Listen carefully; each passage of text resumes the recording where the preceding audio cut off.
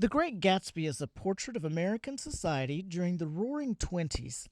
It features Jay Gatsby, who journeys from rags to riches only to find that his wealth does not afford him the privileges of those born into the upper class. Gatsby hosts lavish parties at his ostentatious Gothic mansion in West Egg, near New York City.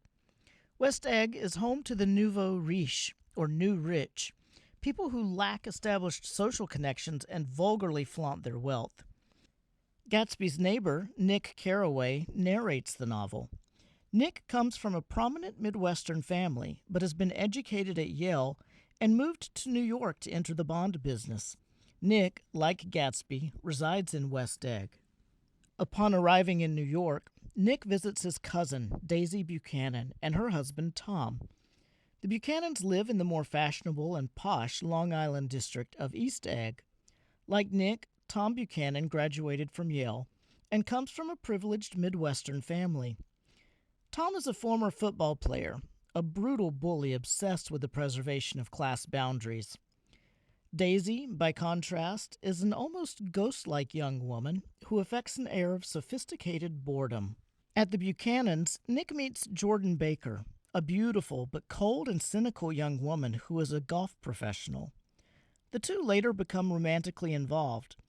Jordan tells Nick that Tom has been having an affair with Myrtle Wilson, a woman who lives in the Valley of Ashes, an industrial wasteland outside of New York City. Later that night, Nick goes home to West Egg, where he sees Gatsby from his backyard, gazing at a mysterious green light across the bay. Gatsby stretches his arms out toward the light as though to catch and hold it. Soon after, Tom decides to take Nick to New York City.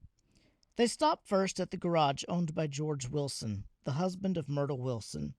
Tom and Myrtle have been having an affair, and he tells Myrtle to join them later in the city. Nearby, on an enormous billboard, a pair of bespectacled blue eyes stare down at the barren landscape. These eyes once served as an advertisement. Now they merely brood over the Valley of Ashes. In the city, Tom takes Nick and Myrtle to the apartment in Morningside Heights where he maintains his affair. There, they have a lurid party. The more Myrtle drinks, the more aggressive she becomes. She taunts Tom about Daisy, and he reacts by breaking her nose. The party, unsurprisingly, comes to an abrupt end. Nick attends a lavish party at Gatsby's mansion, where he runs into Jordan.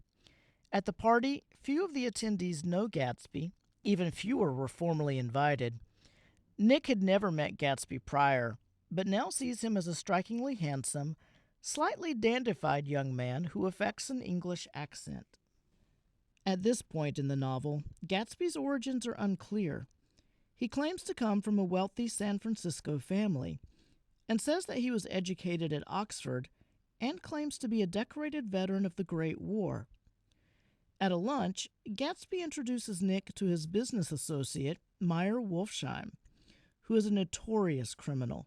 Many believe that he is responsible for fixing the 1919 World Series.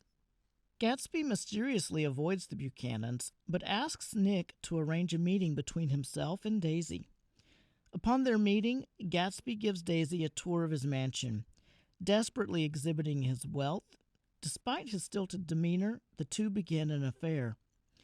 Jordan has explained to Nick that Gatsby first fell in love with Daisy when they met in Louisville before the war. Eventually, Nick learns the true story of Gatsby's past. He was born James Gatz in North Dakota, but legally changed his name at the age of 17. The gold baron and voyager, Dan Cody, served as Gatsby's mentor until Cody's death. Though Gatsby inherited nothing of Cody's fortune, the Baron introduced Gatsby to worlds of wealth, power, and privilege. To Tom Buchanan, however, Gatsby is part of the nouveau riche, and thus poses a danger to the old order that Tom holds dear. When he accompanies Daisy to Gatsby's next party, he is exceedingly rude and condescending. Nick realizes that Gatsby wants Daisy to renounce her husband Tom and her marriage, wishing to recover the years they have lost. Gatsby worships Daisy, failing to see her flaws. He forgets that Daisy's small-minded cowardice initially caused their separation. Meanwhile, Daisy invites Gatsby, Nick, and Jordan to lunch at her house. In an attempt to make Tom jealous and to exact revenge for his affair, Daisy tells Gatsby that she loves him while Tom is in earshot. Tom is furious. He forces the group to drive into the city. There, in a suite at the Plaza Hotel, Tom and Gatsby have a bitter confrontation. Tom denounces Gatsby for his low birth, telling Daisy that Gatsby has made his fortune through illegal activities. Daisy's true allegiance is to Tom. When Gatsby begs her to say that she does not love her husband, she refuses. Tom permits Gatsby to drive Daisy back to East Egg, showing both his contempt for Gatsby and his faith in his wife's complete subjection. Gatsby allows Daisy to drive to help calm her nerves. Passing George's garage, Daisy swerves to avoid another car and ends up hitting Myrtle. Myrtle is killed instantly. George, driven nearly mad by the death of his wife, is desperate to find her killer. Tom tells him that Gatsby was driving the fatal car. George believes the driver must also have been Myrtle's lover. He shoots Gatsby before committing suicide himself. After the murder, the Buchanans leave town. Nick is left to organize Gatsby's funeral, but finds that few people cared for Gatsby. Nick seeks out Gatsby's father, Henry Gatz, and brings him to New York for the very small funeral. From Henry, Nick learns the full scope of Gatsby's grandiose visions and his dreams of self-improvement. Thoroughly disgusted with life in New York, Nick decides to return to the Midwest. Before his departure, Nick sees Tom once more. Tom tries to justify his past actions and elicit Nick's sympathy. Nick muses that Gatsby, alone among the people of his acquaintance, strove to transform his dreams into reality. It is this that makes him great. Nick also believes, however, that the time for such grand aspirations is over. Greed and dishonesty have irrevocably corrupted both the American dream and the dreams of individual Americans.